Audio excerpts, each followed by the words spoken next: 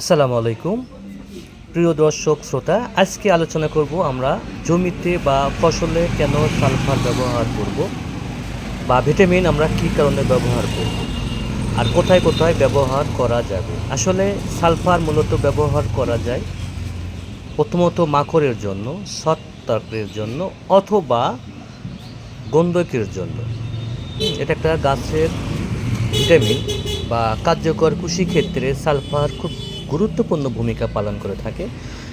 আসলে বাংলাদেশে যে কোনো ফসলে সালফারটা ব্যবহার করা যায় শুধু একটি ক্ষেত্রে, তা হচ্ছে লতা জাতীয় যেসব উদ্ভিদ, যাদের লতা বা পাল আছে, এ জাতীয় আমরা উদ্ভিদে সালফারটা ব্যবহার না করাই ভালো।